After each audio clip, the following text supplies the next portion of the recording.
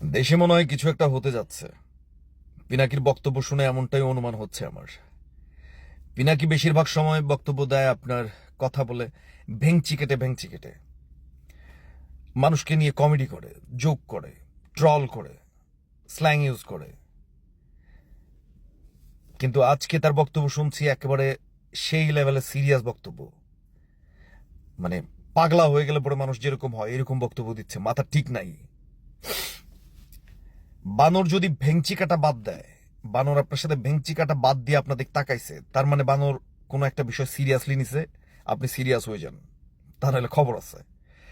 তো পিনাকির এই ভেংচি কাটা বাদ দেওয়াটা আমার কাছে ওইরকম লাগছে যে সিরিয়াস কিছু একটা হতে যাচ্ছে মনে হয় বাংলাদেশে। আসেন শুনি আসলে ও কি বলে, তাহলে বুঝবেন।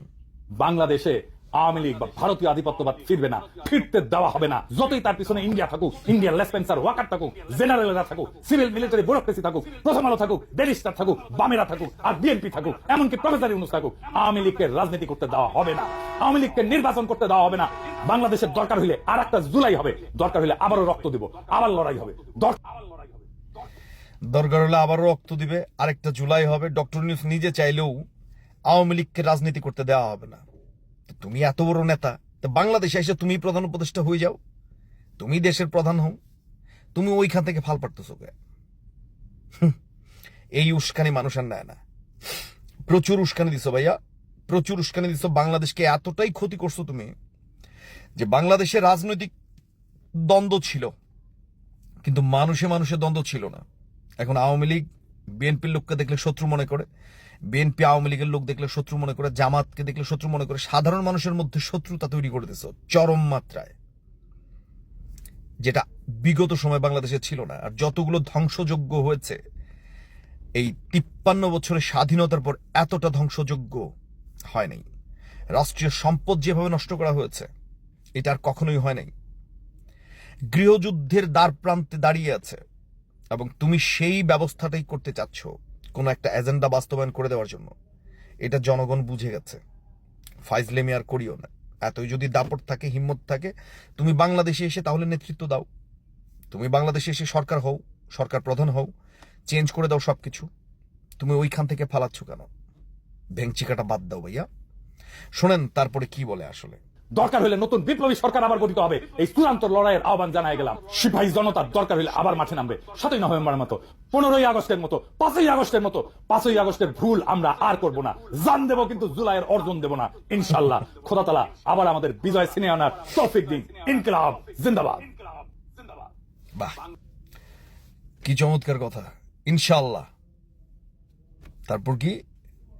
করতে দেয়া হবে না। আল্লাহ হাফেজ। আল্লাহর নাম নিতেছে, কি সুন্দর করে নিচ্ছে। ওকে মুসলিম হয়েছে, তো মুসলিমও হলো না কেন? ধর্ম মানে না কেন? এগুলা বলে মুসলিমদেরকে উস্কানি দেওয়া না, এগুলো উস্কানি আর চলবে না। সিপাহী বিপ্লব হবে এত সস্তা? মিলিটারিদেরকে মানুষের কাছে ছোট করা হয়েছে চরম মাত্রায়। যেখানে মিলিটারিদেরকে পুরো বাংলার মানুষ সম্মান করত, সেখানে এর উস্কানিতে পড়ে পুরো মিলিটারিকে একেবারে এত ছোট করা হবে আমি চিন্তাও করিনি। মিলিটারি গায়ে কেউ হাত দেওয়ার সাহস পাবে, এটা আমার কল্পনার মধ্যে ছিল না। একজন মিলিটারি গেলে একটা এলাকার মানুষ ঠান্ডা হয়ে যেত। কে আর্মি আসছে, কথা কওয়া যাবে না কেন? একটা সম্মান, খালি ভয় না, সম্মানও ছিল। সেই সম্মানটা কেড়ে নিছে এই বদমাইশ। এখন পাগলের মতো, উম্মাদের মতো চিৎকার চেঁচামেচি করছে। পাবলিক যদি এখন এর কথায় আবার উস্কানি পেয়ে ফালাফালি করতে যায়, যাও, সাহস থাকলে যাও, করো বিপ্লব, আরেকটা ঘটাও, আরেকটা বিপ্লবী সরকার প্রতিষ্ঠিত করো। আওয়ামী লীগকে আসতে দিও না, কোনো সমস্যা নাই। যদি পারো করো, যদি পারো করো। একটাবার মানুষ বুঝতে চায় না, যাদের কেউ মানে মিসগাইড করছে, ভুল বুঝাইছে। একটা বাংলাদেশে আওয়ামী লীগের জনপ্রিয়তা, সমগ্র দল মিলে যে জনপ্রিয়তা, আওয়ামী লীগের একাই সেই জনপ্রিয়তা। সো একটা বড় অংশকে নির্বাচন করতে দেবে না, একটা বড় অংশকে রাজনীতি করতে দেবে না। আচ্ছা, রাজনীতিটা তাহলে করবে কে বলেন তো? একটা এলাকার মধ্যে 10 জন লোক আছে, 6 জন লোক একদিকে, আর বাকি 4 জন লোক চারদিকে। এখন 4 জন লোক একত্র হয়ে বলতেছে ওই 6 জনের নির্বাচন করতে দিব না বা এখানে থাকতে দিব না। আচ্ছা, এটা কি হয়?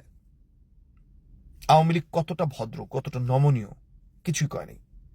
রাজনৈতিকভাবে আওয়ামী লীগ মোকাবেলা করার চেষ্টা করে যাচ্ছে, করবে। আওয়ামী লীগ যদি আইন শৃঙ্খলা ভঙ্গ করে যদি রাস্তায় নেমে পড়তো, বাড়ি বাড়ি গিয়ে হামলা শুরু করতো, তাহলে তো গৃহযুদ্ধ শুরু হয়ে যেত, মানুষে মানুষে মারামারি করে তো লক্ষ লক্ষ মানুষ নিহত হয়ে যেত, দেশটাকে ভালো হইতো, দেশটা চলে যেত অন্য কারো হাতে। সেই পায় তারাই করতেছে এই শয়তান। এখনো সময় আছে, সতর্ক হন।